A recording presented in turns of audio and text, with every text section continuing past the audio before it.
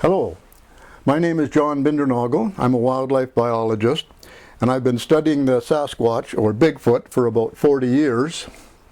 And today I'd just like to share some of my results with you in a three-segment presentation, about 15 minutes each. This first segment is what the Sasquatch looks like, anatomical features in particular. I like to start with a question. What is it that people see that makes them think they've seen a Sasquatch and not a bear on its hind legs or a human in a fur suit? Well, what they see, and sometimes describe for us and sometimes draw for us, is a huge, hair-covered, upright, human-shaped mammal. And this, of course, is very problematic because it is so human-like in its general appearance. But we should be aware that there are some anatomical details which are distinctly unhuman-like. And we can see from this drawing from Oregon from the 1970s, we do see the broad shoulders, but note also the long arms and that short, thick neck, and in this case, a tendency towards a somewhat pointed head. Now, this raises a problem right at the outset. If you're like me, if you'd seen that, you'd come home, you would go through Field Guide to the Mammals, looking for a mammal that looks like this. And the closest image we'll find is a bear on its hind legs, which could be depicted this way, both the front and side view. And of course, a bear on its hind legs has tapered shoulders, not these broad hominoid, ape-like or human-like shoulders. And of course, from the side, the bear has a very prominent snout.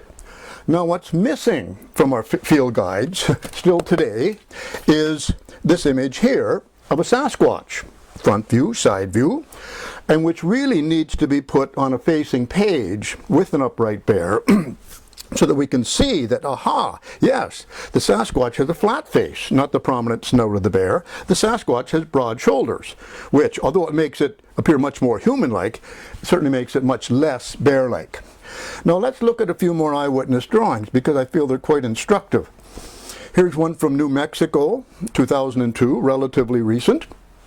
Sasquatch walking bipedally, and this of course it's both a characteristic of the Sasquatch and a problem in that it walks bipedally, somewhat like a human, a different gait, but walks bipedally. This one shows the long arms, short, thick neck, and quite a pointed head. Another one from Mineral Lake in Washington, 1991, shows I think we're pretty much looking at adult males here in these first images. Very broad shoulders, short, thick neck, a very pointed head in this one. Then we'll move on to actually two more adult males. This one I quite like. It's from the Ottawa Valley of Ontario. Short, thick neck. He's made a slight attempt to show facial features here. And he described the nostrils as simply outward-facing nostrils, two black holes in the face, basically.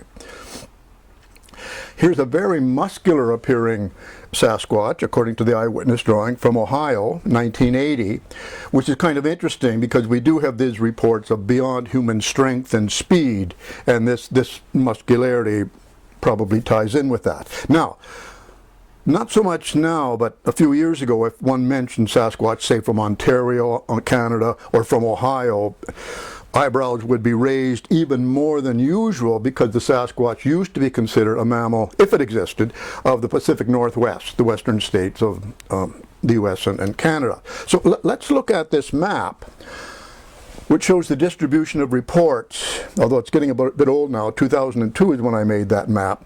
But as we can see, the states and provinces with the most sightings are indeed in Western North America. British Columbia, Washington, Oregon, California, especially Northern California. And then the provinces and states just interior to these, and that would be Alberta, Idaho, and Montana. But there is this area of numerous reports, Ohio, Pennsylvania, even Maryland in the American Midwest and East. And if we accept the swamp monkey or skunk ape of Florida as a Sasquatch, then we have to add Florida as well. Now, let's look at a couple more drawings because not all Sasquatches appear to be these great, hulking, wide-shouldered males. Some have been described as females, either on the basis of visible breasts, such as this one, or because it was carrying an infant, or appeared to be carrying an infant, such as this one. And of course, the controversial Patterson-Gimlin film, in good copies of that film, you can see that that appears to be a female with visible breasts. Yet other Sasquatches appeared to be subadults or young adults. And these, of course, are, well, I won't say of course, and these are even more human-like than the mature adults. They're more slender, more gangly in some places, not as broad-shouldered.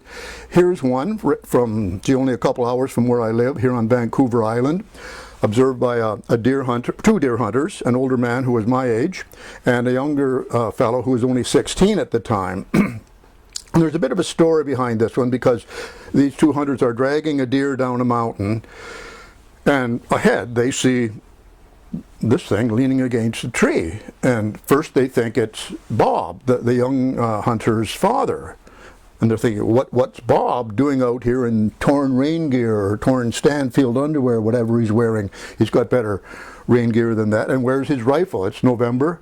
Nobody's out here without a rifle at this time of year. Anyway, they decided they had to get that deer off the mountain, so they turned around, got the deer. By the time they came back to this place, it was gone. But that evening, the young fellow made this drawing, and they basically concluded, gee, they must have seen a Sasquatch that day. So that's kind of interesting. There's another interesting subadult drawing, also from very near where I live, here on Vancouver Island. And this is an interesting one, because the girl who saw a teenage girl, there were two teenage girls on a Saturday morning on the beach, digging for something in the intertidal zone, and they heard a slapping on the water around the point. And they worked their way around and were confronted with this image, this being standing there with a stick in one hand and some ducks in the other. And just as they were turning to turn around and run, it turned and ran first, and they saw it run like a deer. And when the woman did the drawing for me, which I was very grateful for, I had to say, gee whiz, that looks very human-like. She said, well, it may look human-like in the drawing, but in no way was it a human. It was about 7 feet tall, very muscular, covered with long, silky, reddish hair, ran like a deer. One more of these would appear to be subadults or young adults. This one again from Ohio, and this is actually a painting. Ohio, 1982, a Sasquatch standing on a bridge. Usual characteristics: the short neck, the tendency towards the pointed head, in this case sloping from receding forehead, and large hands as well as large feet. Now, we even have a pretty good idea of some of the details of the Sasquatch face. We have a couple of eyewitness drawings for our use from Ohio. This one from near Sharon, Ohio. Interesting features, because some of the characteristics are somewhat ape-like, and I'm referring now to the thin lips, the wide mouth, the outward forward-facing nostrils, and the very wide upper lip. And of course, this one also shows that very characteristic short, thick neck. A second one, also from Ohio, 1990. Again, similar features: outward-facing nostrils, thin lips, wide mouth. Very strong tendency towards the pointed head on that one. And although it doesn't show up real well, a rounded chin, not the sharp pointed chin of the human, but the rounded chin of some of the great apes. And one last one from Vancouver Island, just a sketch in this case, looking at us, showing those forward-facing nostrils again.